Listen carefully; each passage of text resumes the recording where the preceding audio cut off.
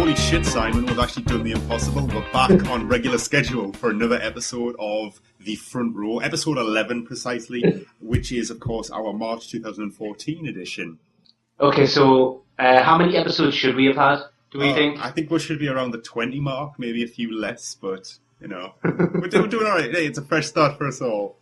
Is this the first time we've ever done consecutive episodes for The Front Row? No, it's not the first time. Back in the early days, we did them quite regularly. It's just in the middle portion. But no, we're back. We're here, and we're back to talk about movie news. What's been going on in the last couple of weeks? It's been about 4 weeks since we did our last show, and the last time, if I remember rightly, we were talking about BAFTAs. Oh, by the way, I'm Ben, and I'm joined by my regular co-host, Mr. Simon Adams.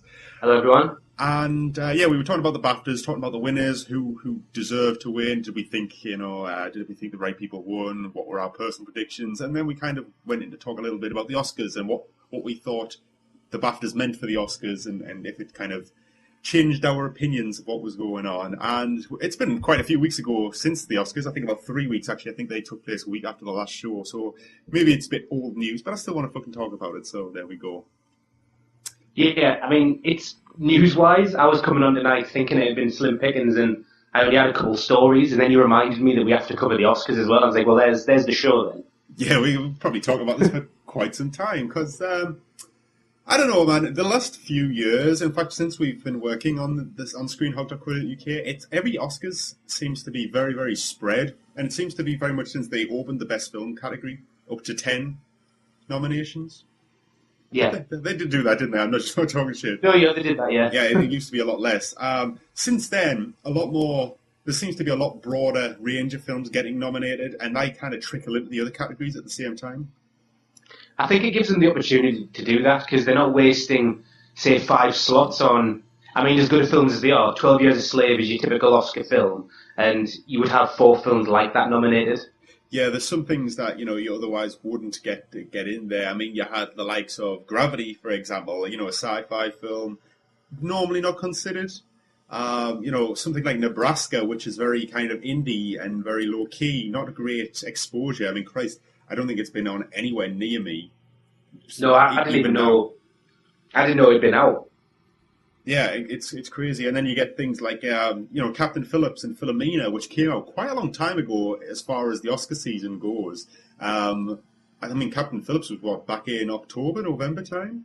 I think it might be before then, yeah. October, definitely. It was a long time ago, so it is pretty good. And also, not this year, but in years past, it's even opened the door for animated films to be nominated for Best Picture, which was and good. There's a lot of good animated films out there that have rightly deserved that nomination. Yeah, Toy Story 3, if I remember rightly, was in there. Yeah, I think so. Which, yeah, I wouldn't have been upset if that had won. I knew it was never going to, but, it was awesome. So, yes, the Academy Awards came and went. And, I think actually the most memorable thing that's come out this year wasn't so much the winners as it was the fucking giant selfie that Ellen DeGeneres took of, everybody. That thing got, retweeted? Did it break records for being the most retweeted photo ever? It knocked Barack Obama's photo off the most retweeted picture. Because he took a photo from his winning election night or something. And, there you go. Nice advert for Samsung there, though. Yeah. Especially since, 32 hours before and after that, Ellen was tweeting off an iPhone. Oh, really? Yeah. Wow, it's product placement. It's even creeping into the Oscars now. Yeah. And do you know what else? People are noticing that it was a Samsung product placement. No one's noticing that. Imagine how many people, how much exposure Twitter got there as well. Yeah. And they probably didn't have any sort of part in it. Has Twitter ever figured out how to make money, though? Because I remember a few years ago, they were really struggling to actually turn a legitimate profit. It was kind of one of these typical internet things where people were investing money and they were throwing money at it left, right, and centre. But when it came down to it, it didn't actually have any value when it really, it wasn't making a turnover. I presume it's making some money with a kind of, them special tweets that get put at the top of people's lists and basically tweet advertising, as it were. I want to say that they made their biggest amount of money this year but net-wise, it ended up at minus 250 million or something. I'm sure I read that. It's the internet's a hard thing to turn a profit from. Yeah. But if you ran Twitter and you sold it for $1 billion, knowing that it was never going to make any money, that's a genius business, that part of it. Yeah, that's it. That's the best thing to do with web-based things, generally speaking, is just, especially if there's something obscure like that. Like, if it's a shop or something, like the guy, I presume the guy who invented Amazon, he's probably still involved. I'm talking very existentially here, but, if you build that, you can turn a profit from a shop that sells or produces things, but a website that is essentially a free-to-use service, fucking just sell it and enjoy what you get from it. Even if 10 years down the line, somebody figures out how to make money from it, you've done all right for yourself. Yeah, I think it'll be all right. Because I can only imagine that you get to a certain point of rich, and then it doesn't really matter anymore. Well, I hope so. I don't know, but never mind. So the Oscars. Now, now, to be honest, not really many surprises, and in quite a lot of ways, they very much did mirror the BAFTAs. I was disappointed this year a lot more than I was last year. In a lot of ways. I know what you mean. I've got to say, disappointed is probably the best way to put it, because none of my favourites won. None of the people I wanted to win won. But at the same time, I wasn't surprised that people did win. I think that's why I didn't particularly. I'm not as enamoured by this year's results, because I feel like the Academy really played it safe. This is one of these years where we declare the Oscars is not relevant. No one should care about it. Whereas last year was the best thing ever. Yeah, you get an endorsement from the Oscars, you fucking, it's everything. You need to have one. But no, not this year, man. No. But just going kind of down the big awards, because we don't want to go, forever on this. But the best picture. What was your prediction for this? What was your personal prediction? Favorite? I think my favourite was still Wolf of Wall Street, but I think I was predicting Dallas Buyers Club to win. Yeah, I think it could have gone that way. Again, Wolf of Wall Street was my personal pick. Fucking love that movie so much. Well, I think that when we did our prediction thing last month, I think I went for Gravity, because I thought I was giving the Academy more credit than they maybe deserved by being a bit more radical. But again, they went with 12 Years a Slave. And they can't blame them, but it is just a bit boring. I wouldn't say it was boring. The trouble with 12 Years a Slave is that it's an incredibly worthy Oscar film, and it's very, very well made. The performances are great. The cinematography is fucking gorgeous. It just shows off this fabulous southern landscape of all the plantations and the bayous and the fucking swamps, and with some lovely, lovely cinematography. And I actually took note of that while we were watching it. I think we brought up our audio review, actually. And it is very well made, but it's it's pretty hard going, and it's not something I really wanted to watch again. Whereas I went to see Wolf of Wall Street twice at the cinema and just had a fucking good time with it. But at the same time, I don't think this is, I think for what it does, it could easily, it deserves to win for what it does. Yeah. But you're right, I think, in saying that the Academy maybe not played it safe, but they certainly, this is very much a kind of political kind of, it's discussing a dark period of history, and isn't it marvellous because of that? Whereas I'm not sure if it's entirely true, because I haven't backed this up on any way, but I did read somewhere that 2 members of the Academy voted for it without having actually seen it. Yeah, there was a lot of controversy a few weeks after the Oscars that a lot of, well, I'll say a lot, there was more than a couple of people came out and said, oh yes, I vote, without even watching them. And you know what really fucked me off, right? There was people on comment sections and in Twitter defending them, going, well, it's really hard to sit down and watch so many films. Fuck that. I've seen more than, 10 fucking nominated films. I've seen more than 10 films since the beginning of the year. Yeah, there's only 9 on the list this year. And we saw all of them except Nebraska, I think, by the end. I didn't see Nebraska or Philomena. Then that's the same for me. So we saw, 7 of the 9? Yeah, and we don't work for the people doing the awards. So hold on, we saw 7 of the 9, and then probably put another 7 on top of that in the same period of time. Oh yeah, we'll have seen other ones that weren't nominated. So sitting down and watching films is not exactly fucking difficult when it's your Especially job when to it's vote. It's just fucking hell. I don't know, man. That pissed me off a little bit. But if we ever move back to doing an awards show, I'm fairly certain that we would have seen everything that would be nominated, or at least, Well, that was always our rule, wasn't it? You have to have yeah. seen what you're going to nominate. You know, you have. I think, in fact, you like. I don't know. Did you even have to be involved with like the podcast or write the review? Yeah, I think so. You couldn't just, yeah. We had some pretty strict rules, really, for a shitty little thing like we are. I know. I had maths and everything on the go to calculate point voting and stuff. Jesus, yeah, the scale we used to use. Fuck, man. That was big logistics. That. It was huge. And then you get people who work for the fucking academy who don't even sit and watch everything. Jesus Christ! They should give us the ballot to sign for them. You know, that'd be much better. But so yeah, 12 Years a Slave won. Not really a huge surprise. I do think it probably could have gone to Dallas Buyers Club, as well. Wolf of Wall Street. As much as I really wanted it to win, it was never going to win. It was too hard on the sex and the drugs and just the general absurdity. It was Martin Scorsese, who, let's face it, has never really been a darling of the Academy, that finally kind of relented and given him an Oscar when he did The Departed. Not that I'm trying to indicate that it wasn't worth giving an Oscar to, but, you know, he's done so many fucking good films that eventually they just had to before it was just becoming ridiculous. And he's never going to get another one. Even if he does a film better than Wolf of Wall Street, he's never going to get another Oscar, as far as I can see. So, you know, Captain Phillips, again, I think it maybe happened a bit too long ago. Philomena, really. Not when you put it against other films. We did like it when we did. Oh, I thought it was great, but it was never going to win. No, you're right. And Philomena, right? It seems a strange one because again, it's one we haven't seen, so I would never have voted for it. But when it came out, I don't remember it making waves for it to be nominated for this and the BAFTAs and everything. I always was kind of a bit surprised, as it were. Yeah, it was your typical sort of Britishy drama, like your older things. Like it seemed to slot to me into the same thing as Best Exotic Marigold Hotel or The Quartet or just something like that.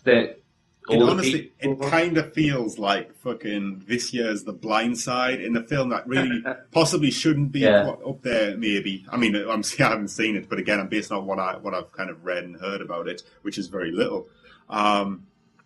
But maybe it is one of those that kind of gets by on who's in it and what its subject matter. I don't know. But I'll never forget The Blind Side. I'll never forgive The fucking Blind Side for cleaning up so much. It was not a good film. And for it to win so many fucking Oscars. I still thought I've yet to see that. That was a year when the Oscars didn't matter. It was a sham. It's every on and off, isn't it? No. Yeah, every other year is you know, they make good choices. But not The Blind Side. I'll never forgive them for The Blind Side. That was an awful movie. That was a fucking... You know what? I'm going to go so far as to say it was a fucking racist movie, all right? It wasn't about whites and blacks living together in harmony and helping each other. It was fucking white people feeling better about themselves for helping the big black dumbass. But I'll stop before I go too far down that road.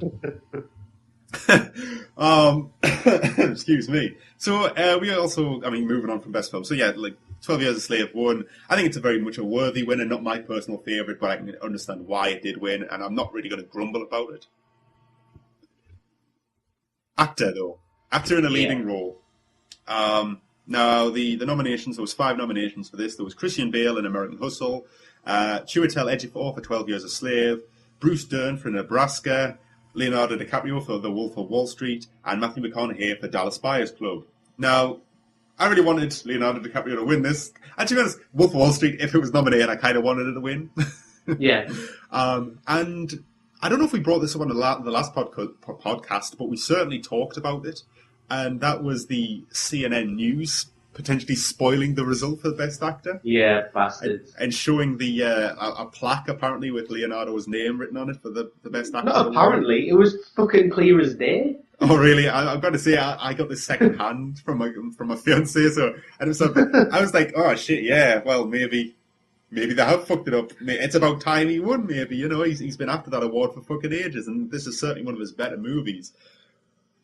It wasn't a B, though, was it? No, I couldn't believe it. Like, it was his in the bag. I mean, I think I'd said that Matthew McConaughey might just edge him, and he did. But I still thought DiCaprio was going to win. And how much money did you put on DiCaprio winning? I'd rather not say. It was like such a dead cert. Do you think CNN had a scam going with the booties?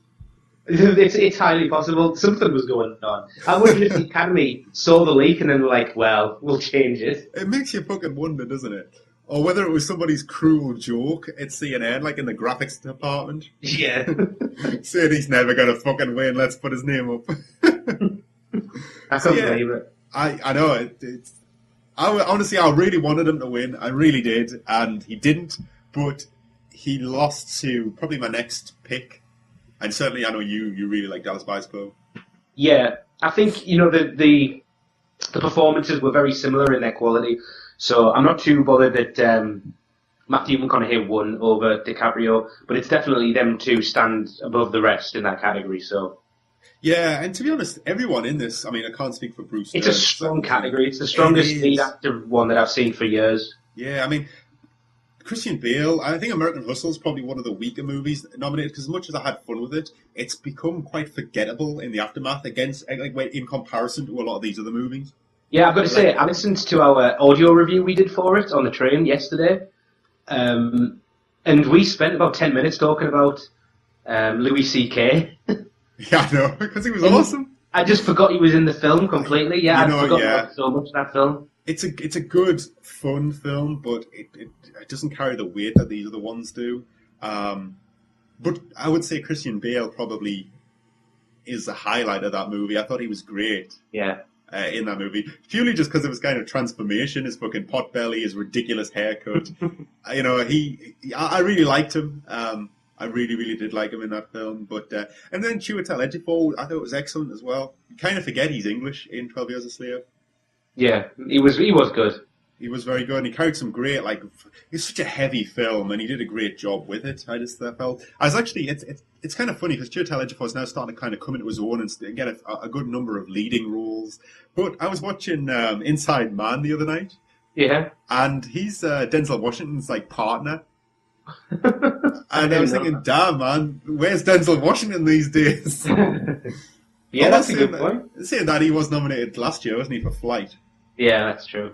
But I was just thinking, it's funny how kind of the tables have turned now, and Denzel Washington isn't the big star he once was, and this guy is, and Chiwetel Ejiofor is. But Matthew McConaughey won ultimately. He's really going for it. I mean, we said this before in the last podcast, but he's really just decided he wants to get an award. He wants to be recognised before he gets too old, maybe. I don't know, but he's doing Dallas Buyers Club. Yeah, he's probably made his money being like a heartthrob in these kind of fun romantic comedies. Well, I say fun in fucking air quotes. You say comedies in air quotes. Yeah, anything with was it Kate Hudson? Jesus, them two seem to do a lot together, or did a lot together.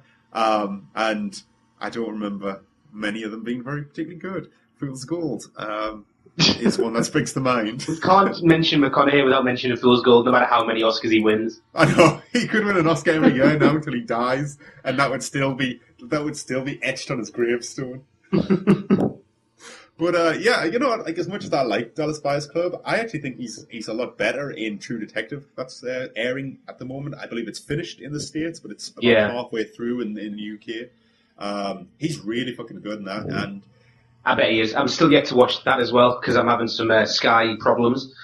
But I do know that they're lining up Brad Pitt for a lead role next season. That'd be interesting because I know for a fact that I don't know what happens in the series, but it's basically gone on record. The guy who creates it, which is a guy called Nikolai Pizzola or something like that. I can't remember quite, but he's basically said, look, there's going to be a second series, but it's going to be essentially kind of like a spiritual sequel rather than a following on. Yeah. So I don't know what. I mean, to be honest, you can always kind of guess that when you've got two big stars like Matthew McConaughey and Woody Harrelson in the lead roles, you ain't going to retain them for years on end. They're going to want to do films and do other things. But yeah, Matthew McConaughey is fucking amazing in that series. And it's a strange one because I'd say I'm only 5 hours into the series. There's 8 episodes of an hour each anyway. So but 3 hours left. But the first 3 hours are so slow burn. Like nothing happens other than you get to know these two guys and you get to know what they're about and you get to know them in and out. And they slowly reveal more and more of them about them each week. And when the fourth episode finally hits, it really starts to ramp up in its pace. And the fourth episode was so fucking good. And the fifth episode was excellent as well. And it's almost kind of, by the time you caught the fifth episode, it's almost changed what the landscape of the kind of series is. And I don't know where it's going to go with it. And it's very interesting. But yeah, I'm really, really liking Matthew McConaughey's Rust Cole, a slightly broken man. He's a bit of an oddball in it, but he's meant to be favourite for an Emmy. Well, he'll have to go up against fucking David Tennant for Broadchurch, won't he? Yeah, you mentioned this to me the other day. Is Broadchurch still winning awards? Yeah. I don't know how. You said to me, Broadchurch has won another... What did it win the other night? You said it won something, and I didn't ask what. The one who's in Mitchell and Weblock and... yeah, I know. Oh, God damn. She won the best lead role female in a TV detective drama on Saturday nights or something. In England or the States? This was a British TV award in some capacity, yeah. But it was on last... God damn, it's been on so long ago. I got really pissed off, because I don't know how, because everyone just seems... If this was on Sky Atlantic, you wouldn't even notice it amongst the quality, but it's on ITV, so everyone's watched it, so it wins an award. Yeah, well, you know what, I was talking to... I was talking to my fiancée the other day, I was talking to Nikki the other day, and... it was on the news that Noel Edmonds is in a consortium to try and buy the BBC to revive it and actually get it back on track. And it sounded like a ridiculous thing in itself. But I was thinking, you know what? The BBC is government funded, right? It doesn't need to turn a profit as such. So why don't they actually start making, try to give the likes of HBO a run for the fucking money? Yeah, I don't know. Why don't they start taking risks with the programming and making things with a bit more edge to it? And, they don't have to compete for ratings. If people want to watch X Factor, let them go into ITV and watch adverts while in between to pay for it. But the BBC should be pushing to be the English HBO. And the fact that I've even having to say things like, oh, it's the English HBO is fucking ridiculous, because there was a time, probably before our time, but there was a time when British TV was the envy of the world for its quality. And that's just completely dissolved. It's terrible English telly. I mean, what was the last great drama series you watched on English TV? I bet you it wasn't on the fucking BBC as well. You know what? I couldn't even tell you.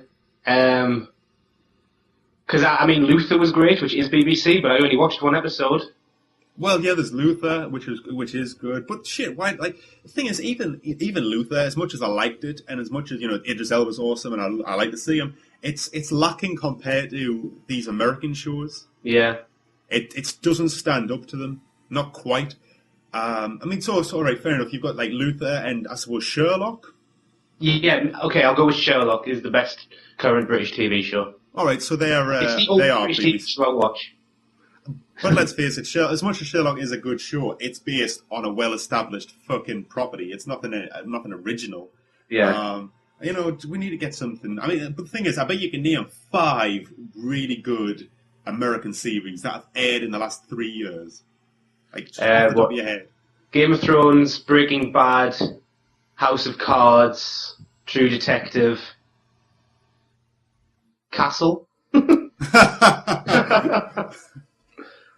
Jesus, Castle's actually still going on, isn't it? I've just seen an advert for it before we came on here. Nathan Fillion just keeps getting fatter and fatter. He does, doesn't he? I mean, Christ almighty, they're never going to make another Serenity. Not now. No. Or Chiwetel Ejiofor will now be the main character. Yeah, I wouldn't mind that, actually.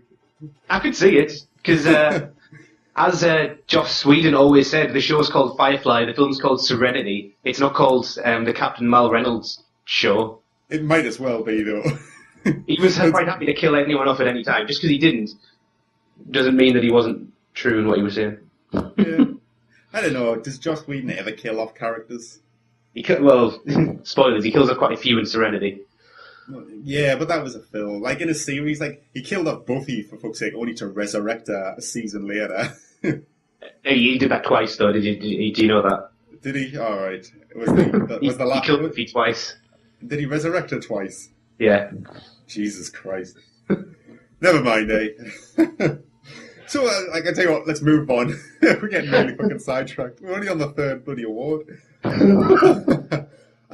Actress in a leading role. This category looks a bit weaker from where I'm sitting to the male one. Sexist. That's very sexist. It is totally sexist, but I mean, it's the one film that won is the one none of us saw. So the nominations were Kate Blanchett for Nebraska, Amy Adams in American Hustle, Sandra Bullock in Gravity, Judi Dench, Philomena, and Meryl Streep in August Osage County. So you've seen all of them except Philomena and Blue Jasmine? Yeah. No, actually, I'm quite on the outside of this. I never saw August Osage County. You saw that. Yeah. Brilliant film. I know you said. I really don't like Julia Roberts, so I didn't make the effort to go and see it. I know you actually spoke very highly of her though. Yeah, I think it's just the Meryl Streep effect. Julia Roberts was the main character in that film, and Meryl Streep was easily the supporting character. Yeah, even the trailer suggests that. Yeah. But then again, it's fucking Meryl Streep. She wins more Oscars than people normally. I don't know. Did you see? I can't remember what website it was on, but they've gone through every single awards acceptance speech at the Oscars, and Meryl Streep was thanked 3 more times than God over the last 50 years. She is God now. I haven't seen Blue Jasmine, and it's on Sky Store at the moment, but I'm not paying £5.50 for a rental, so I've not seen it. I've paid £5.50 to own a Woody Allen film either. Hey, I'd pay that for Ants. Yeah, I suppose I love Ants, isn't it? So I can't really say that she doesn't deserve it, Kate Blanchett, but I mean, I would have picked Sandra Bullock because she carried that film. We all know though Kate Blanchett is a good actress, and I am starting to like Kate Blanchett a lot more now. She's getting a little bit older. I don't know why, but I don't know. I think she's doing some really good stuff lately. I just like her a bit more. Not that I never did like her. She's fucking Galadriel, but I don't know. I like her a bit more now. She's getting on a bit. I say getting on. How old is she? Jesus.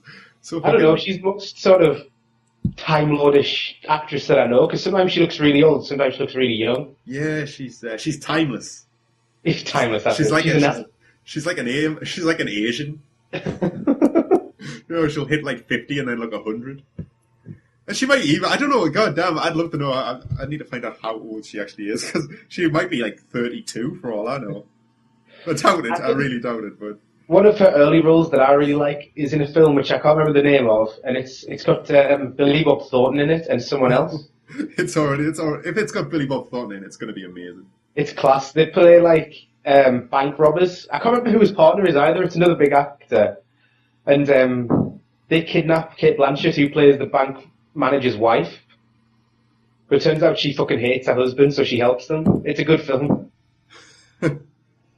What is that film? That does sound very fucking familiar. I don't know. Have you found out how old Kate Blanchett is? She's 44, right? She's 44, so she ain't too old. And she's best known for Lord of the Rings, apparently. Well, yeah. Not The Hobbit, though. Even though she probably has more lines in The Hobbit. I don't know. She's in it quite a lot in Lord of the Rings, Actually, yeah, you're right. The film I'm on about is called Bandits, and the other guy is Bruce Willis, as if I could forget him. Jesus, is it really? No, I can't say I actually ever remember that film at all, but Billy Bob Thornton's always worth a look. He plays this really, he's got like mental problems to make him like a hypochondriac. I think Billy Bob Thornton just has fucking mental problems. I think he does, but... He's always like this gnarly, crazy guy. I fucking love him, man. He's always good value. All the way through the film, Bruce Willis is just like planting ideas in his head that he's dying, because Bruce Willis's character thinks it's funny. Well, it is. It's great. I'd recommend it. Screen seal of approval for Bandits. She shouldn't have won an award for that. No, she shouldn't have. So I don't even know what Blue Jasmine's about. I'm assuming it's... Well, I don't even know. But Meryl Streep was good, but she was over the top, so I wouldn't have given it to her either. I would definitely have given it to Sandra Bullock. If Amy Adams would have won this award if this had been for the actress with the best cleavage in a film. Yes. I mean, I'm on the official Oscar website right now, just kind of as my reference, and they've got like rotating pictures of all the nominees between the beside the awards. And when Amy Adams comes around, she's got a fucking plunging neckline down to her navel. And I was thinking, you know what? And she's, you know what the ridiculous thing is? Like, she's walking in the street with and this plunging fucking neckline is part of a leather overcoat. I'm just thinking she has that neckline in every this fucking plunging cleavage in every outfit that she wears. And I'm not going to say it was a bad thing. But No, she just took that Oscars outfit from the American Hustle rack as she left. It's the goddamn American Hustle. She really went to town with that fucking 70s style. I mean, they all did, but she just got any opportunity just to get them out. As we said, not a bad thing. Not a bad thing. One of the more memorable things. Her and Louis C.K. The next one down the list is actor in a supporting role. I'd say, we'll just do actor and actress, and then director, and then we'll move on to some. Yeah, definitely. Actor in a supporting role. The nominations were Barkhad Abdi, who ultimately won the BAFTA for Captain Phillips, Jonah Hill for The Wolf of Wall Street, Bradley Cooper, American Hustle, Jared Leto for The Dallas Buyers Club, and Michael Fassbender for 12 Years a Slave. And obviously, ultimately the winner was Jared Leto for his portrayal of... what was the name? What was the name? His name was... Rayon. Rayon, that's right. I knew it was a strange name. It's one of those names I kind of thought, I know what it is, and then I came to say it, and thought, I've got a fucking clue what it is, actually. He played Rayon, a transvestite homosexual who gets struck with AIDS and helps Matthew McConaughey's character distribute drugs to help him. It's a strong category again this year. If I remember correctly, it was a very strong category last year for Best Supporting Actor, and Christoph Waltz won for... He did, for Django Unchained. Yeah, Django Unchained, even though Tommy Lee Jones should have won. Tommy Lee Jones in? Lincoln. Oh, yeah, Tommy Lee Jones. No, I think Christoph Waltz was a worthy winner. He's, come on. I know. I'm alone in my opinion. I know, Tommy Lee Jones was fucking good in Lincoln. I just think Christoph Waltz was... I know, he was awesome. He always is, though. If he's in a Tarantino movie, he is awesome. He just doesn't have much luck in other people's movies, though. No, that sentence would have been slightly different 3 weeks ago, I imagine. Before you read my Zero Theorem review. Well, it's not just Zero Theorem. He was in The Green Hornet. Mint in The Green Hornet, though. He's probably the best thing about that film, which, let's face it, not setting the bar too high. Jared Leto. What's Jared Leto's band? 30 Seconds to Mars. Yeah, so he's the lead singer of 30 Seconds to Mars. I did not know that, because I'm not down with the kids. That's why he's not in many films. He does one every 3 years or something. Yeah, he's really not, but fucking hell. The last time I saw him, he was in Lord of War with Nick Cage. And wasn't he in Requiem for a Dream before that? Was he? It's possible. I can't remember, but I don't know, man. I don't feel like he was the best person to win. No, I think that... Although seeing that, he did have some good scenes. He was, I think, the only weak person in this category was Bradley Cooper. Yeah, I think Bradley Cooper was the weakest in American Hustle, which we've said was one of the weaker films. I preferred Silver Linings Playbook to definitely. Hustle. If you're talking in American Hustle, I preferred, what's his name? I can't even remember it. Hawkeye. Jeremy Renner. Jeremy Renner, yeah. Jeremy Renner was... Yeah, I thought Bradley Cooper's character was just a bit of a dick. Yeah. I didn't like him at all, and I don't think it really challenged Bradley Cooper at all. Like, I thought he was much better in Silver Linings Playbook. I think it was more his part than him. Yeah, but if your part's not good enough, you're never going to win an award for it because it's not challenging enough. And I would say that Jeremy Renner's character had more to do. I like Jeremy Renner. I don't think he would deserve to win this award. I'm not trying to say that. I would have ranked him above Bradley Cooper. Yeah, I know what you're saying. I'm not a great fan of Jeremy Renner, although in recent years he has grown on me a lot. I didn't used to like him too much when he was doing what was that one that won all the awards? The Hurt Locker and stuff. I always thought he used to turn up and play a real dick. And I was like, God damn, this guy's a dick in everything. He must be a dick in real life. He was a dick in The Town with Ben Affleck. And he was always but he does have the best line in cinema history in The Town. which is when Ben Affleck walks in. He says, "Look, we're going to go hurt some people. You can never ask me why, and you can't ask me where we're going." And then it's like Jeremy Renner looks at him and goes, "Okay, whose car are we taking?" Yeah, yeah. All right. I mean, you know, and but he has grown on me. I mean, you know, he's Hawkeye nowadays. But Yeah, yes. I did like him more in. I didn't really did like him in American Hustle. I felt really sorry for him Yeah, me too. because, to be honest, going into the film, I expected him to be like a gangster, like a mafioso, and he wasn't. He was the complete opposite. In fact, he was a straight-laced politician. It was crazy. I had no idea who he was, and considering the sort of arc emotionally, I mean, his character doesn't actually do much, but he gets involved emotionally with the other characters almost. Yeah, I thought there's a couple of scenes between him and Christian Bale, which were very good. Yeah. Again, Christian Bale very much deserving of his nomination. Definitely.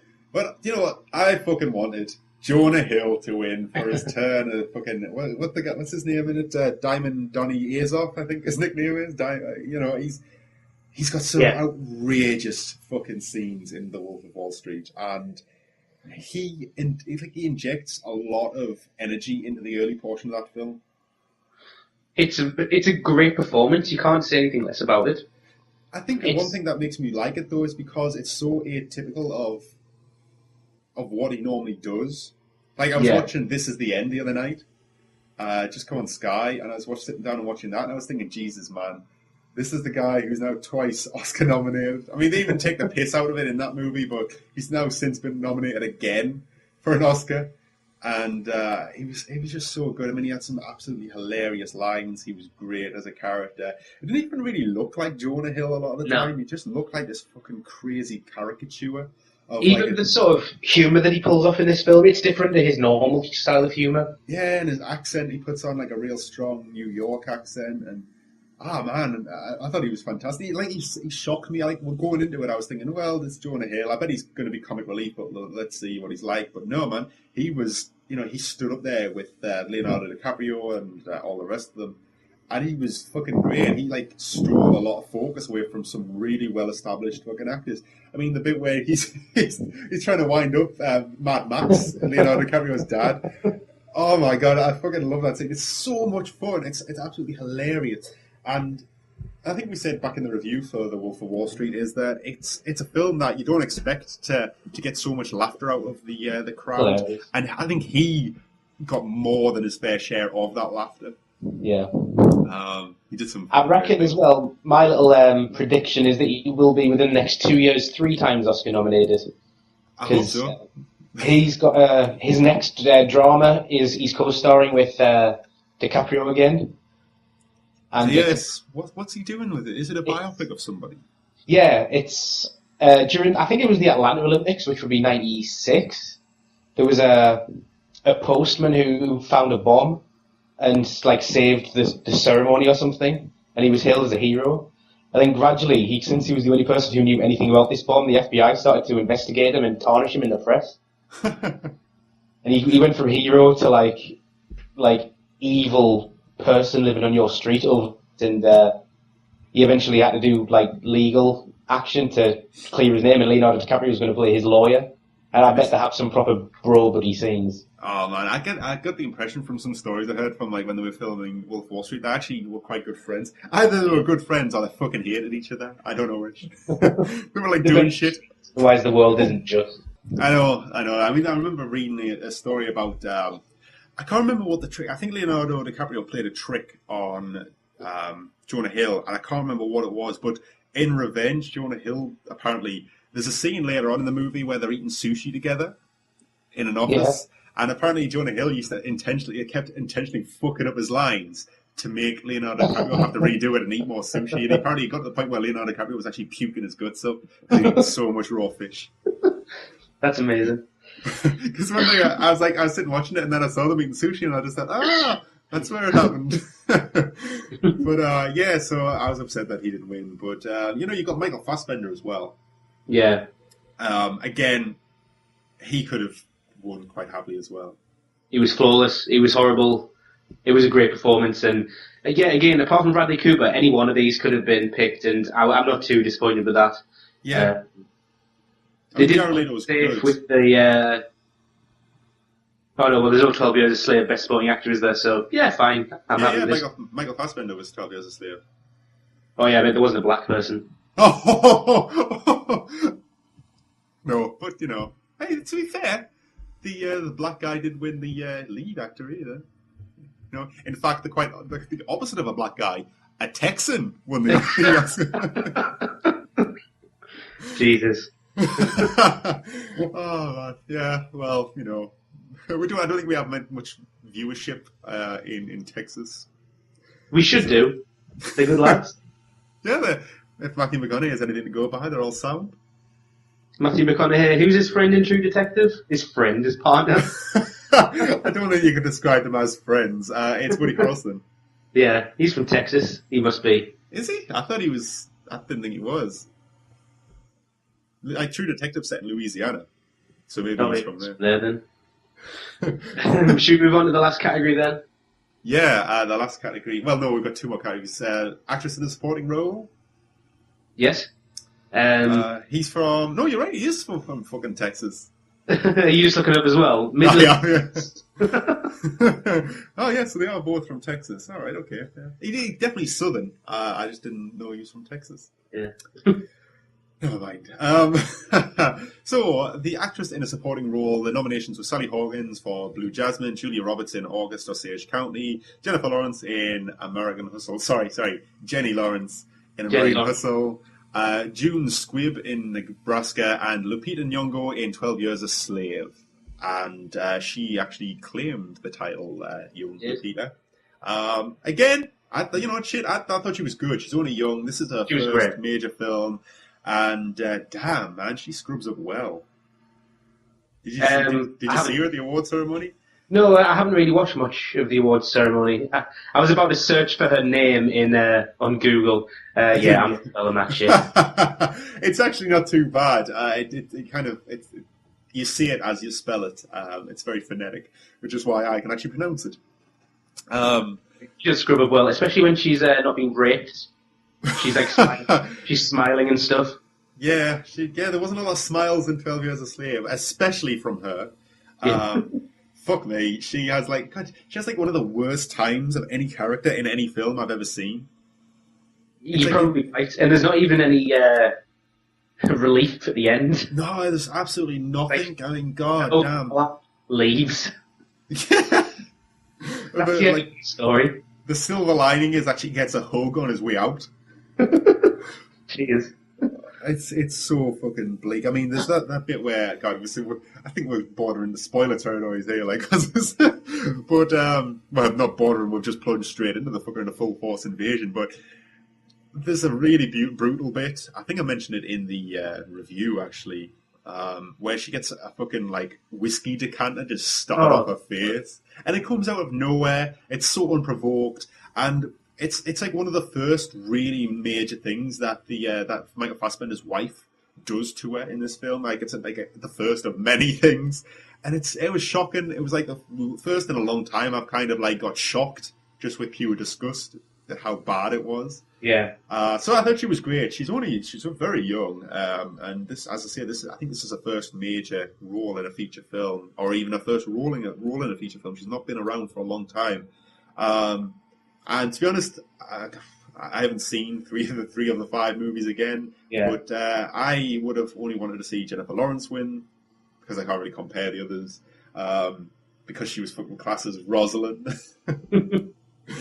But, I mean, she was incredibly fun, and I think it was a great performance. But I still think Lupita was better and more deserving. Yeah, I think to be honest, Lupita had more to do. And she was more central to the story. Like, Jennifer Lawrence was almost a cartoon character. As much as she was very good in that part, she was more like the comic relief and kind of a silly element to what was a fairly outlandish story to begin with. But you would be able to pull her out of the story, and it would just be slightly less amusing. Yeah, she could have easily been his terrible wife off camera. And I think the movie would have suffered, but you could have made it work.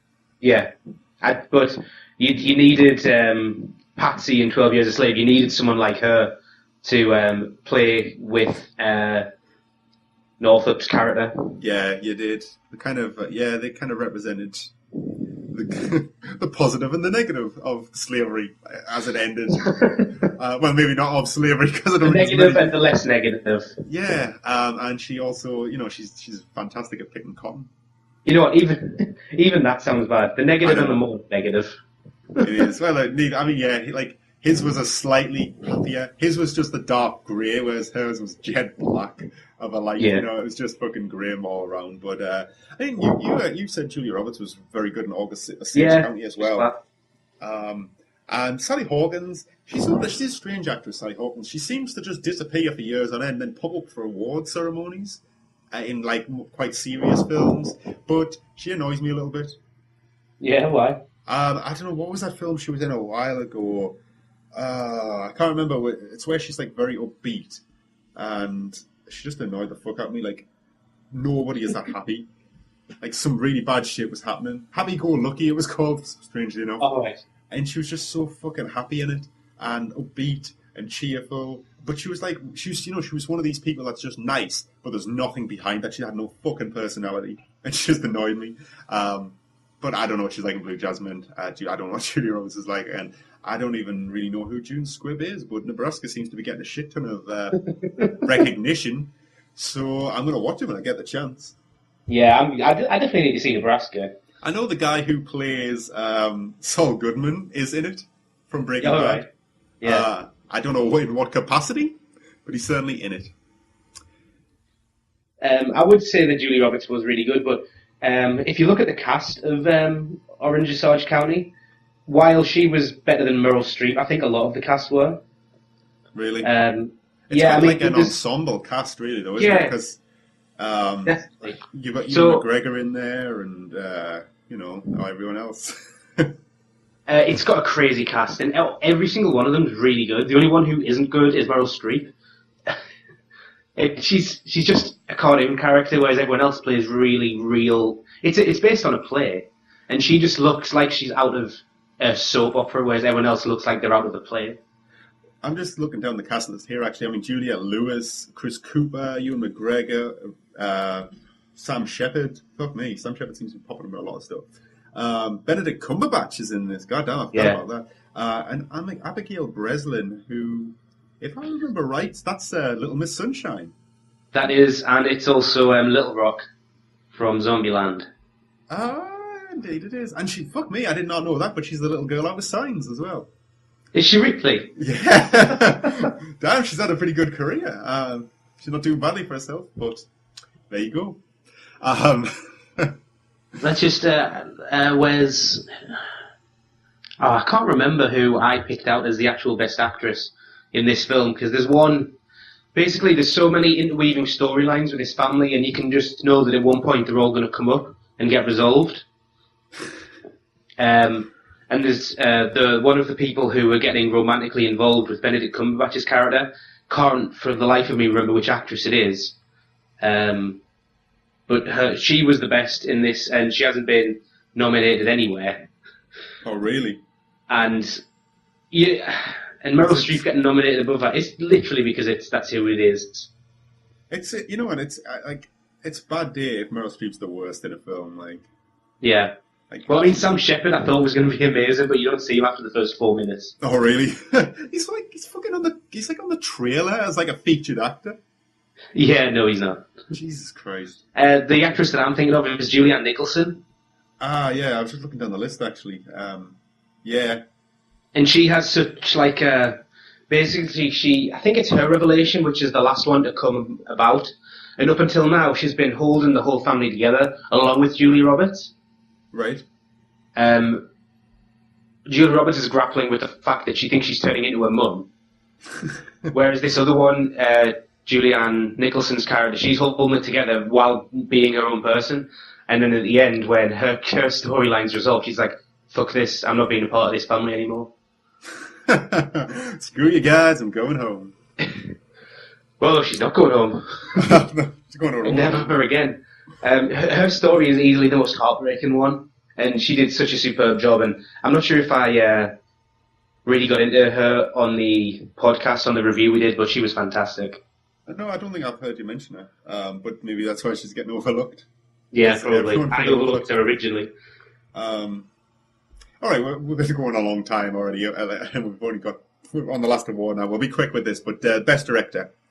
Now, to be honest, I think this is the only one that could have possibly won as far as justification goes. But Alfonso Cuarón won for Gravity, and to be honest, I think he should have won purely on the fact that it was such a technical undertaking to create that film. Yeah, there's no one else on the list that comes close. Even when you say that Scorsese and David O. Russell are on there, and Steve McQueen for 12 Years a Slave. Yeah. No, just from a technical level, you're right. But then the fact that it's a good, engaging, and entertaining film in its own right, as well as being this technical marvel, that just exceeds it. This almost feels like the compromise for 12 Years a Slave winning Best Film. Yeah. In that it may have gone either way, but like it obviously went in that's favour for Best Film. But because Gravity is such an achievement, that they end up getting the director of it the Oscar for that, because they're the big two, Best Film and Best Director. And well, you can almost say that's what happened last year with Argo. Yeah. Because it got snubbed for Ben Affleck got snubbed for Best Director, but then it maybe won. That maybe gave it a bit more weight in the Best Picture category. Possibly, yeah. But yeah, Alfonso Cuarón is great. I mean, I was watching another one of his films, The Children of Men, the other day. Fantastic, isn't it? Oh, there's some absolutely great sequences. That bit where they're walking out the. I think there's this long shot where there's just explosions going on. It's towards the end of the film, and it's just this huge long take. And there's another one where they're walking out of a building, and everyone stops fighting around them, and it just goes on for so long, and so much could go wrong. And he's got some fantastic stuff going on in this movie. So yeah, I'm really really glad he won. I'm looking forward to every one of his films. I just wanted to push this even more. If you could have film in one take. In one take, he's the man that's going to do it. God damn, that would be exhausting. Yeah. You got it really would. I'm just trying to picture it right now, but damn, the logistics behind it are mind-boggling. Yeah, I mean, it's maybe easier to do that sort of thing in a environment like Gravity, because you can just swing round in the darkness and do a cheeky cut. And that's it, and it's all incredibly CGI heavy and controlled. Yeah. So while your legitimate footage might last 3 minutes, you can then insert CGI for another 6. Yeah. And then rejoin the real cameras after that. And yeah, it's a marvel, a technical marvel, and I really, really do need to get around to buying it. Yeah, your problem was thinking you had too small a TV. Well, mine's about half the size of yours. Well, it's not so much the size. I just think the experience maybe dampened a little bit. I think you honestly need a good HD TV and a good sound system, and the lights down, and you need to sit there and just experience it. And hell, I never saw it in 3D, but you did, and I think this would have been a good one for 3D, because it's more like a thrill ride than it is a film. It's more like strap yourself in and enjoy the ride. And while there is dramatic moments in it, it's the tension that really grabs you. Yeah, it's almost a thriller more than a sci-fi. Oh, it is, yeah. I mean, there's nothing sci-fi about it. There's no science fiction about it other than it's in space. To be honest, it's not. It's almost like science fiction. Apart from, there is some shaky scientific facts in it, but it's all believable, and it's all. It feels, in its own context, it doesn't feel far-fetched. No, not at all. There's nothing like. It never goes as far as something like The Core does with its shady science. This just bends the rules, whereas The Core just rewrote the world of physics and geothermal. Fuck it, physics doesn't exist. And we're going in. Oh man, you know what? I like The Core as kind of a silly, fun adventure movie. It's okay. It's a remake of Journey to the Centre of the Earth, and it's better than the Brendan Fraser one in that sense. So it's not really though, is it? It's basically about stopping the Earth's core rupturing, whereas Journey to the Centre of the Earth is just an adventure thing. But if you look at all the places that they stop along the way, it's like it maps the plot of the book very closely. Oh really? It's just like Independence Day is supposed to be a sort of modern take on War of the Worlds, with all these aliens coming down, seeming like they're going to destroy us, and then at the last minute, they're killed by a virus. Yeah, you're right, No, there's no original ideas, but hey, don't be dissing on Journey to the Centre of the Earth, man. But it was Brendan Fraser's, last fucking movie, wasn't it? I was reading an article the other day on It was just called the Man That Hollywood Forgot, and I was like, oh, that sounds interesting. Massive picture of Brendan Fraser on the next page. Like, what happened to him? Because I like Brendan Fraser. I think it's class. The Mummy is one of the best adventure films, like, since the original Indiana Jones. Shit, like, yeah, it's a lot of fun. I liked him. He can do a little bit of action. He's got comic timing. He's, he was fun. He was a fun action star. But all of a sudden, it was like nobody wanted to know. But maybe it was because he used to make terrible choices with his films, like Journey to the Centre of the Earth. Hey man, but Journey to the Centre of the Earth launched Josh Hutcherson's career. It did, and he's alright. Yeah, Josh Hutcherson. Red Dawn, Journey to the Centre of the Earth. Hunger Games, come on. Hunger Games, alright. I'm being selective with my listing, but I like him. I think he's a capable young actor. But I always remember. I mean, have you seen Journey to the Centre of the Earth? Yeah, it's not bad. I always remember the girl in it, who's a lady called Anita Breen. I don't know why, but I used to think she was absolutely gorgeous. I mean, she pretty much is, but like I don't know. I thought in that film in particular, she was like absolutely gorgeous, and I can't really put my finger on why. The fact that you're not. The fact that it's not prompted any reaction from you suggests that I'm just like talking at my arse. No, I'm busy looking her up. No, she's gorgeous. I don't know why there was something about her in that film. I liked her. I like that film. It's stupid as fuck, man, and the CGI is pretty ropey, but it's okay. It's as far as like a kids kind of orientated adventure film goes, and it was Brendan Fraser's swan song. I mean, Christ, they didn't even get him back for the sequel. Journey to the Mysterious Island. It's the best film title ever. That is a fucking amazing film title. I think it's absolutely genius. Actually, no, Prime 3 Double D is the best one, but this one's better. Well, it's very close. And you know what? Josh Hutcherson actually returned for the second one. So Brendan Fraser was out. It's stupid that they actually managed to expand the cast. I know. And they actually, it wasn't like an unrelated sequel. It actually is a follow-up, and The Rock is his stepfather. Whereas I think it's like Brendan Fraser's his uncle or something. His uncle, yeah. Whereas The Rock's his ex-Marine stepfather. Fucking hell. You get a girlfriend in this one. Vanessa Hutchinson. Yeah, and... Hutchins, even. Michael Caine, isn't he? Michael Caine's his grandfather. And then you got fucking Luis Guzman as this kind of comic relief bumbling sidekick. Yeah, do you know, the only thing I've ever seen Luis Guzman in is Community, the TV show. Oh, shit. He plays the only student from that college that's ever done anything successful. He plays himself. Does he really? Yeah. He's in a few things. I used to like him, but nowadays he's kind of just a caricature of himself. He is, and well, that's what all he plays in Community. He's funny, like, but he's okay. I mean, to the third film because is there actually one?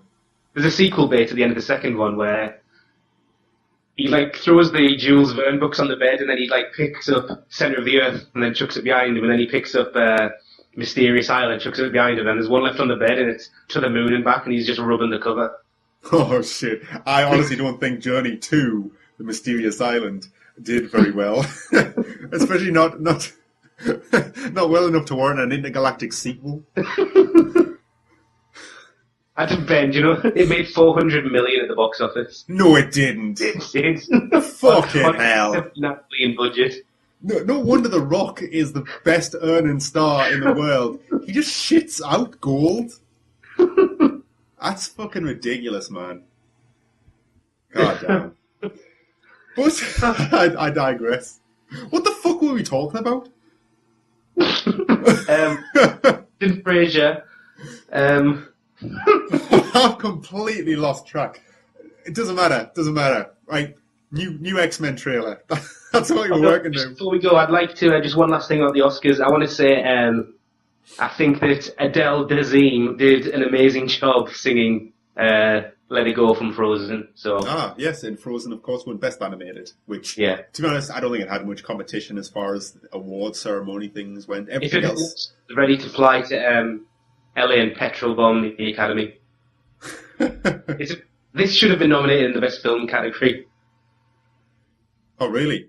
It's amazing. It's amazing. It's made a fucking ton of money. I still haven't seen it, man. I by the time I was like in a position where I was thinking, yeah, I might as well go and see it. It was already showing the sing along version. I was thinking, I don't think a lone 25-year-old man, bearded man, should be going to watch a sing along Catch a Kids film by himself. Yeah. I already get weird looks for going to see Spring Breakers by myself. So, To be honest, when I went for the second time, it was so long into it that there was, I think the whole front 4 rows was just kids singing it.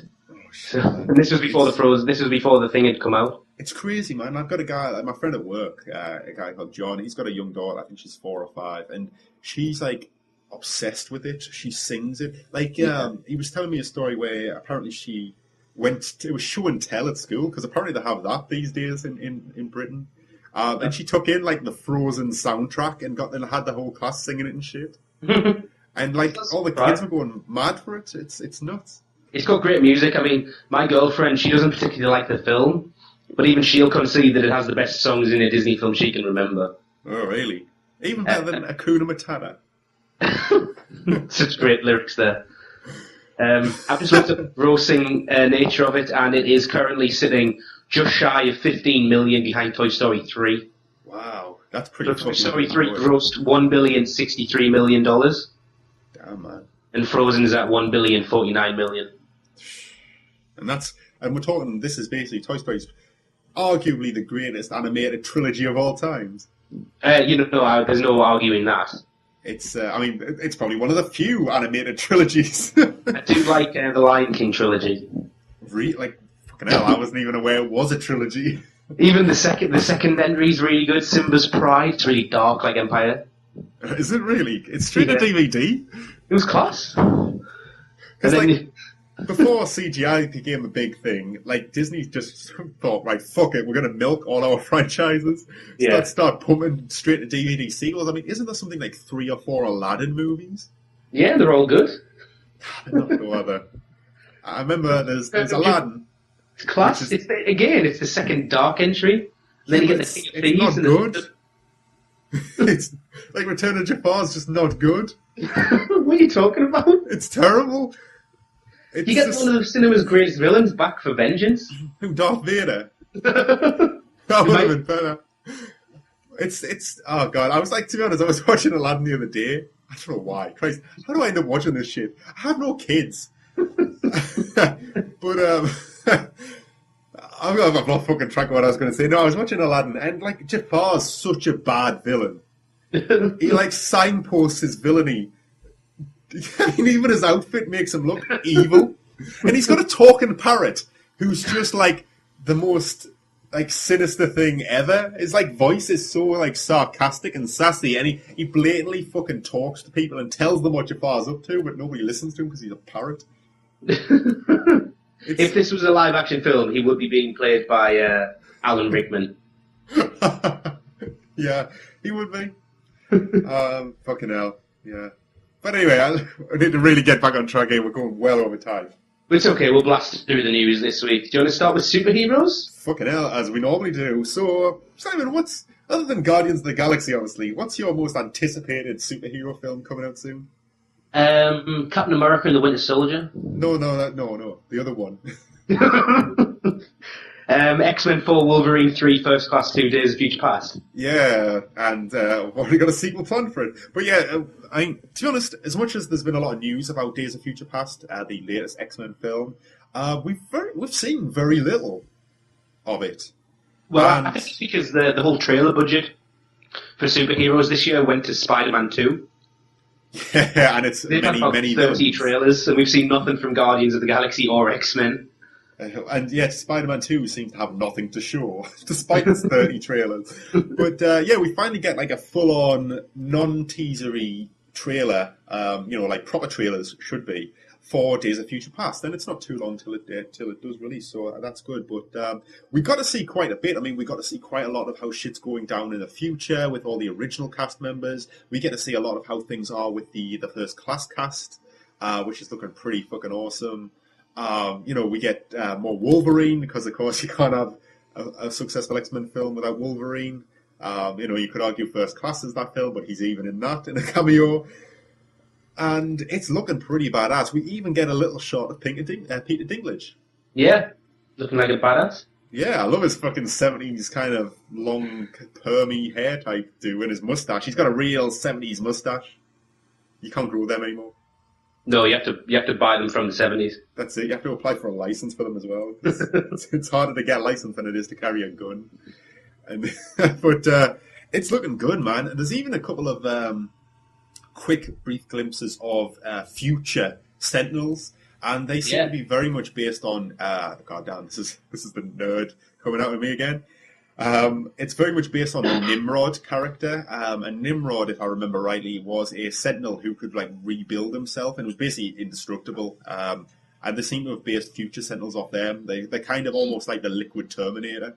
They're made of like small tiles, like almost pixels, and they just kind of transform and go about and kick the shit out of people.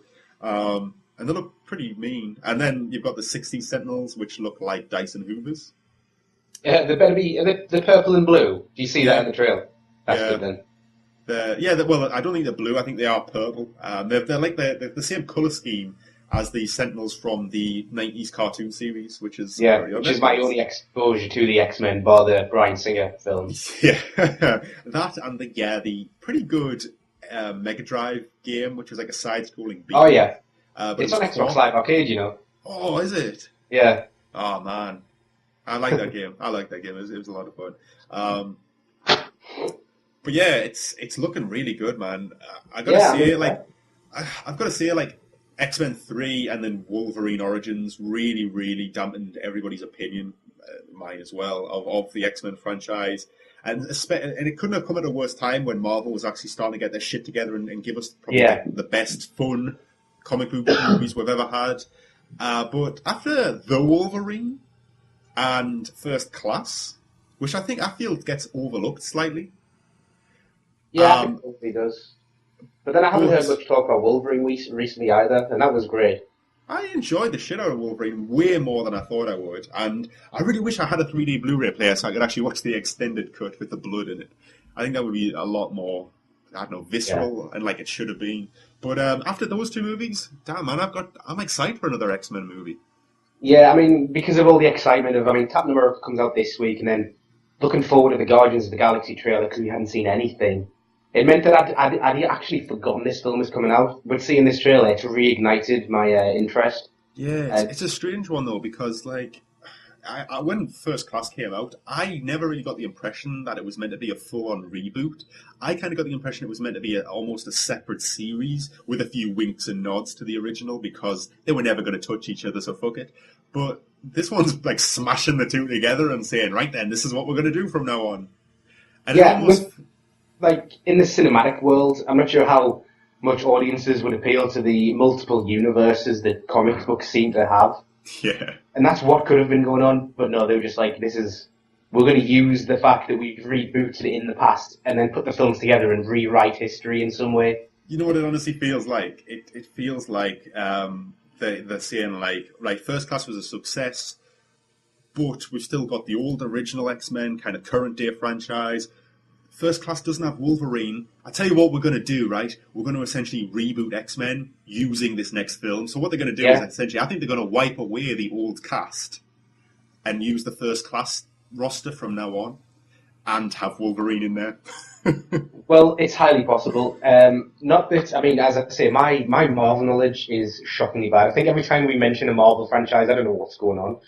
But one thing I do know is that ever since Marvel rebooted the whole comic line, the X-Men comics focus on Cyclops is sort of an anti-hero now, leading, like, Magneto's on his side.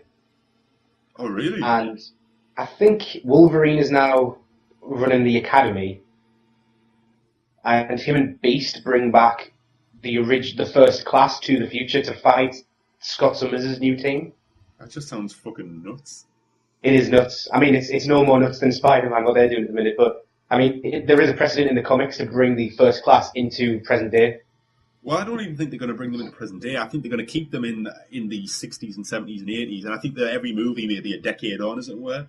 I'm just saying that we can now happily focus on First Class and let the old roster Drift off. have rest. Yeah, I think that's probably quite sensible to do. And it means Hugh Jackman gets to do his favorite thing in the world and still play Wolverine. Yeah. Because he loves doing that shit, man. Well, I would as well. I know it's such a good part, but It's to be a badass and women just want to have sex with you. that's just Hugh Jackman, though. It's not Wolverine. But yeah, that's one thing I actually liked about First Class. As much as I do like Wolverine as a character, First Class basically gave other people time to shine. Yeah. And that's what I liked about it, particularly Magneto and Xavier.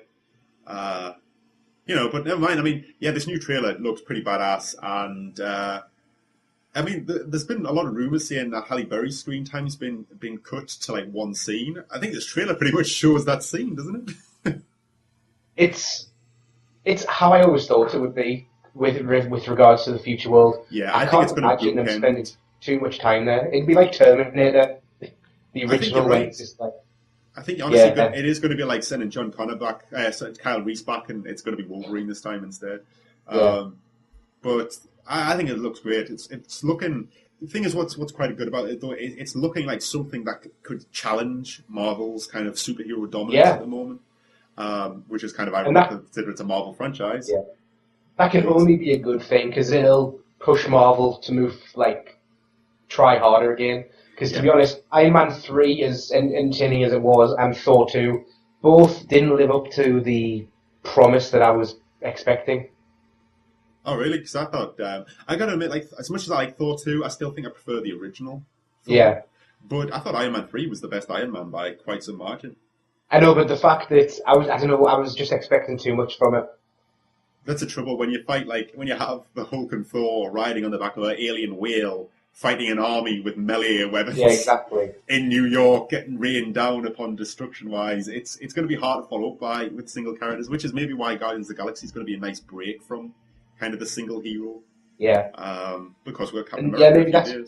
Maybe that's exactly why I was expecting too much from Iron Man 3, because it was the first post-Avengers movie, wasn't it? Yeah, and Iron Man seems to be in this strange position. I mean, the first one was in this position as well, that it comes too early to be incorporated into the lead in to the next Avengers. Yeah. It seems to be like Iron Man 1 was created as a kind of test bed for where could we go with this cinematic universe. And then Iron Man 2 felt like it was going towards the Avengers. And then Iron Man 3 came out right after, but they hadn't really drawn up anything for the Avengers 2 yet, so it was just its own thing. Whereas I think the other ones benefit a bit more from having a bit more time to link in together and make them feel a bit more part of the same world. But I mean, just moving on from X-Men, talking about the next Avengers, there's actually been some pretty cool photographs come out of close-ups of Hawkeye, Jeremy Renner's character, who got a bit of the short end of the stick in the first film. He wasn't in a tremendous amount. I like Jeremy Renner. We've said he's really grown on me, and I thought he was good as Hawkeye, but he needs more time to shine. Do you remember when we were complaining about how he didn't get any time in the trailer? Yeah. And then you go and see the film, you're like, oh, it's because he spends 90% of the film as a bad guy. He's not even in it much when he is a bad guy. Yeah. But never mind. I think he's going to get a bit more time in this time around by the looks of it. But more importantly, these new pictures, I mean, Hawkeye looks like he does in the first film. He's got the same outfit, which is fair enough. But more importantly, we actually get a quick look at Quicksilver, played by Aaron Johnson, and Scarlet Witch, played by Elizabeth Olsen, younger sister to the Olsen twins of our teenage years. Yeah, and our teenage years. Well, they're not she's around obviously, anymore. In terms of acting ability, she's the most talented one. Holy shit, yeah. Yeah, she actually legitimately tries to be a serious actor. Well, yeah, no, they do like to be called actors now, don't they? Yeah. Well, I was right. We're forward thinking here. That's it, obviously, because that's why we run a Hottie of the Month feature. The only reason you don't run a Hottie of the Month is because your fiancé hasn't done it yet. Yeah, all right. Yeah, that's it. We're not qualified to do it ourselves. It's got nothing to do with laziness and not having any interest in it. Yeah, so we get a good look at Scarlet Witch and Quicksilver, who are, well, at least Quicksilver is going to also appear in X-Men Days of Future Past, because Scarlet Witch and Quicksilver are actually Magneto's kids. Yeah, this is going to be interesting. It's the first time anything like this has happened since Marvel kicked off its, interesting project. Yeah, so Quicksilver and Scarlet Witch, by definition in the comic book universe, are mutants. But unfortunately, Fox owns the rights to Marvel Mutants, so they can't be mutants. Yet they're major characters in, allegedly, I don't really know this for a fact, I don't read.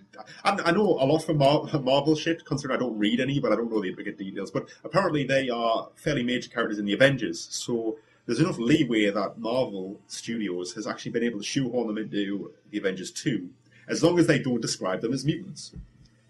Now, Marvel won't say what their origin will be, other than apparently there's something called Inhumans in the Marvel universe, which would explain them quite hand-wavingly so. But Marvel have said no, not going to be Inhumans.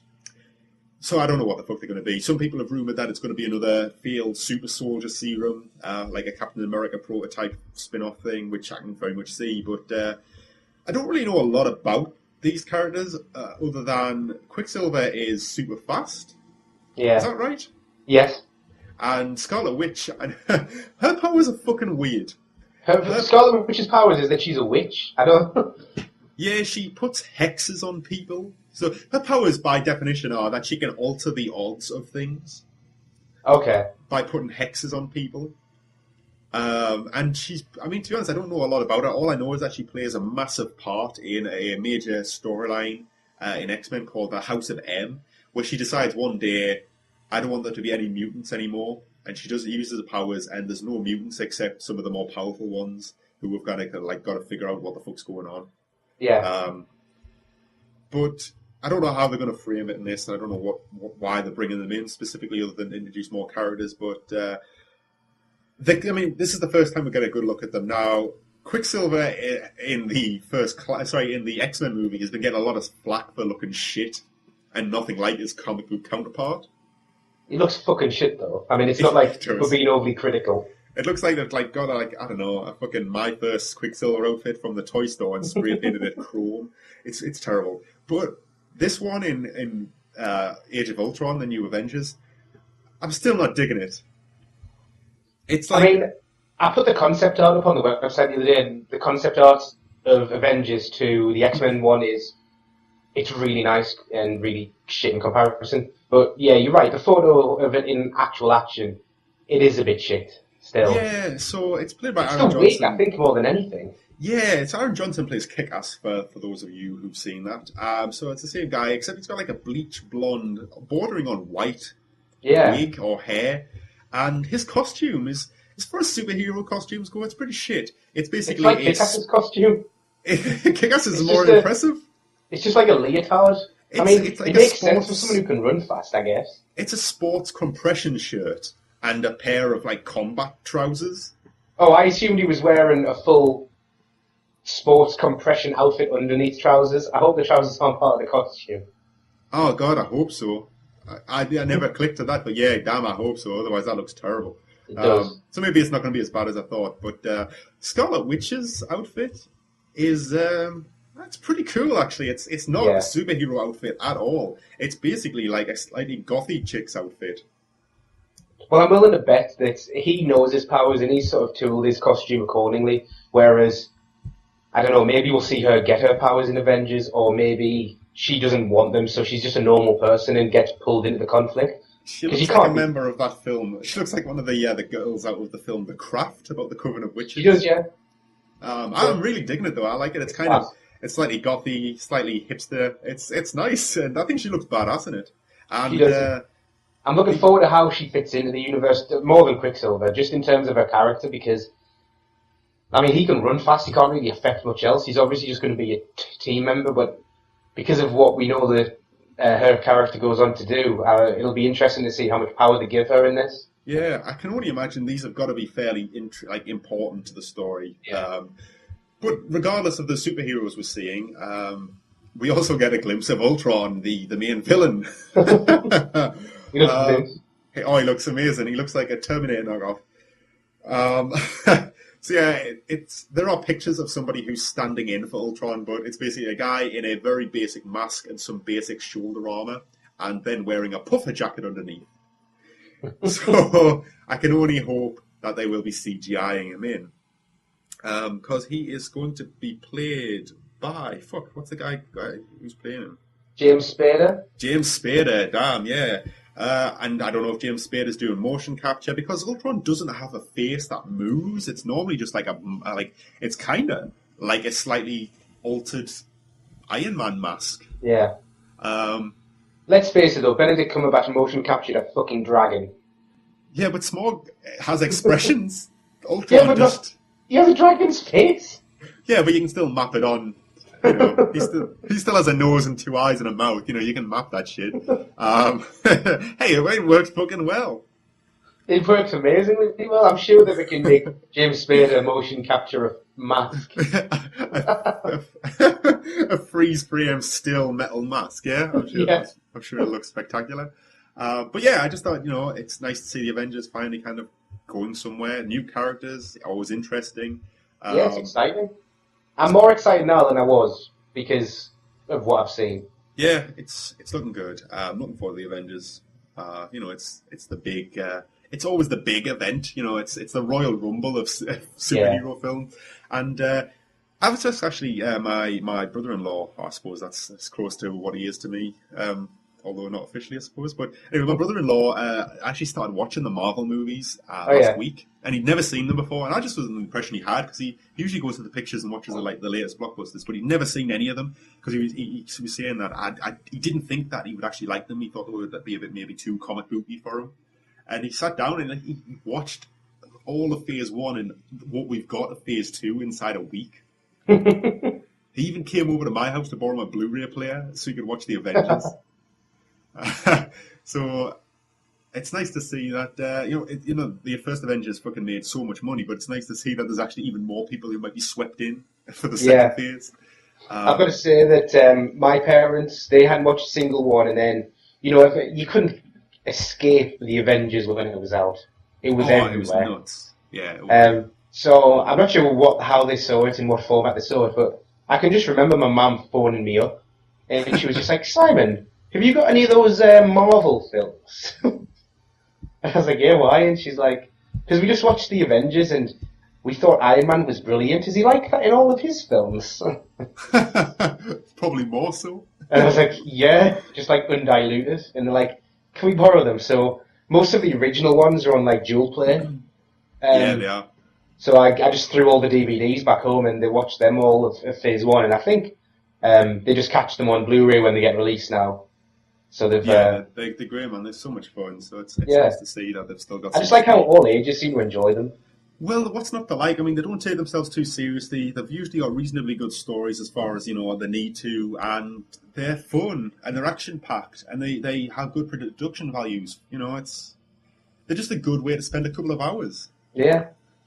You know, they're never going to win high. They're not high art, but fuck it, they don't need to be. But talking about superheroes, I'm trying to get through the content very quickly at this point. Biggest news of the year so far. Oh my god, this is probably the best superhero film that'll be coming out in the near future. So it's been officially announced that there's going to be an Incredibles 2 after what is a ridiculous hiatus. What were you talking? Was it going to be 2004 or something? Probably about then. But not only is the Incredible 2 definitely happening, but mastermind Brad Bird is returning to at least write the script, although Pixar do hope to lock him in for directorial duties as well. Gotta say, fucking excited, man. I know, as a superhero film, it's actually underrated, because it is a fantastic superhero film. It's actually, as good as a superhero film it is, you know what? It's actually a better movie. It's a better James Bond homage. Yeah, you're right. It's an absolutely fantastic, wink at 1960s early James Bond, like the island lair, the music, the sets. There's some fantastic kind of 60s spy thriller essence to it, especially in the early segments where Mr. Incredible's kind of going in alone and meeting with these shady kind of underworld figures, and it's fantastic. It's such a funny film, and it's actually quite a touching family drama as well. Yeah, there's some great twists on the classic like staples in it as well, especially because they are a family. Like, the scene where they're in the camper van on the way to the final battle. Oh, yeah. It's just like the battle that every other family goes through on a long road trip. It's so much fun. And you've also got fucking Samuel Jackson as Frozone. Yeah. He's not in it a lot, but he's really funny when he is. Where he's like trying to find his super suit and his wife's hidden it. Yeah. He's just got a dinner party. He's a villain or something. I hope not, man. He's Mr. Incredible's best buddy.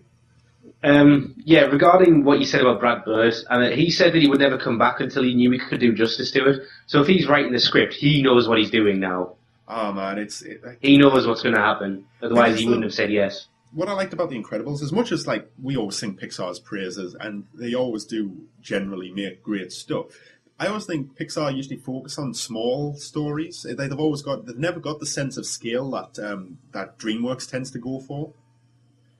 But The Incredibles kind of does. It's one of the films that really is massive in scale as far as like what's going on, especially towards the end of the first film.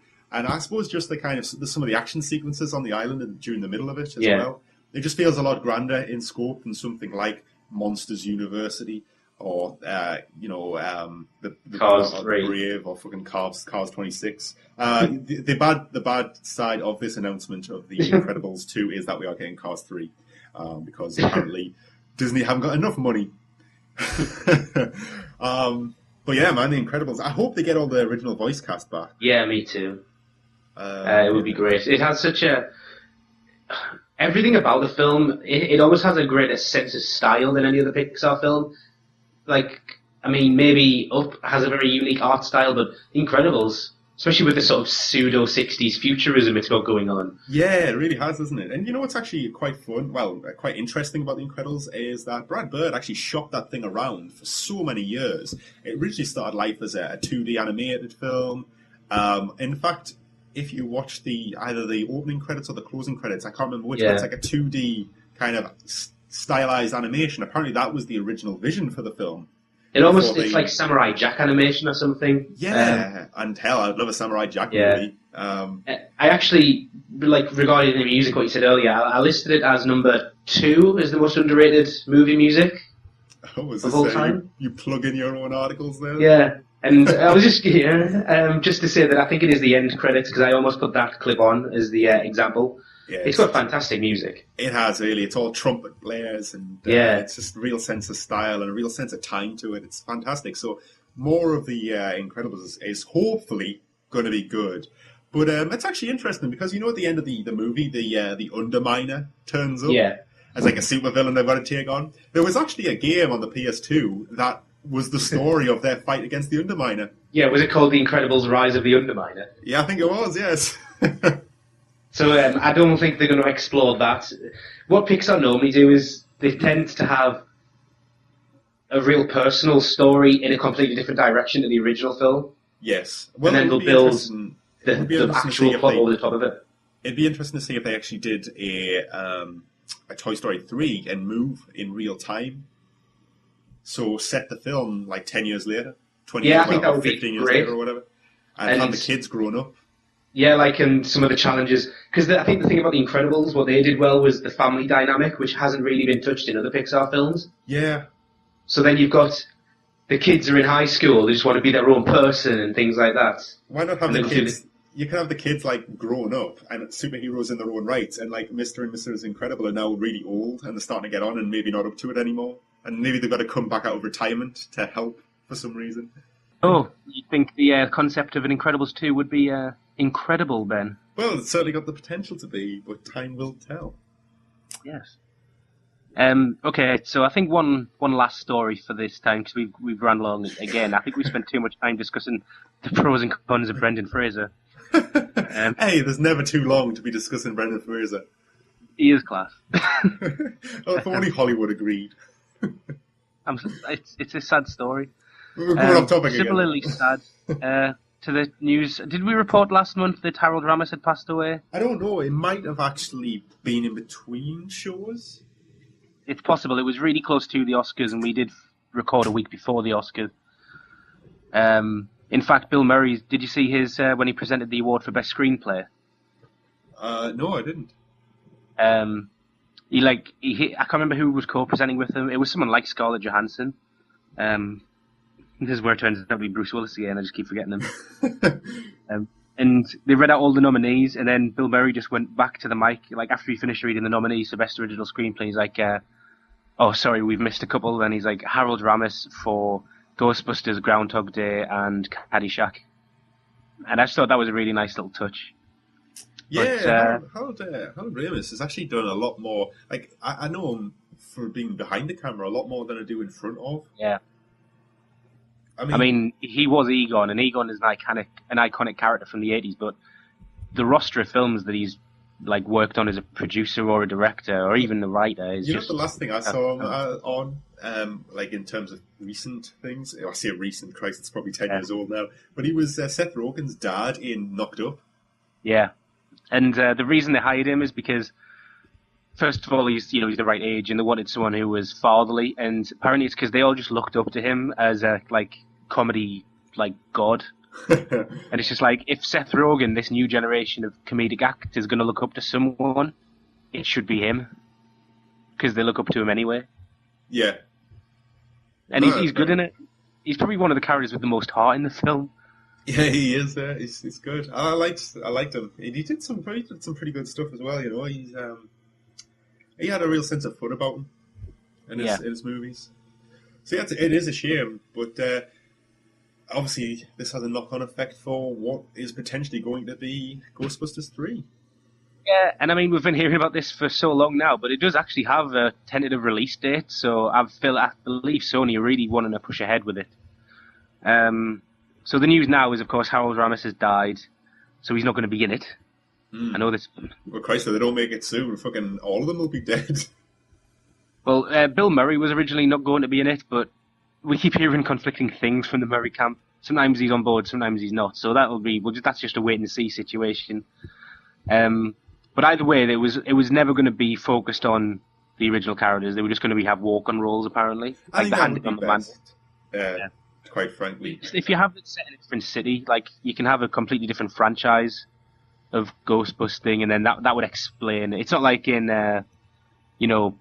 Journey to the Center of the Earth 2 when Brendan Fraser's character just doesn't turn back up.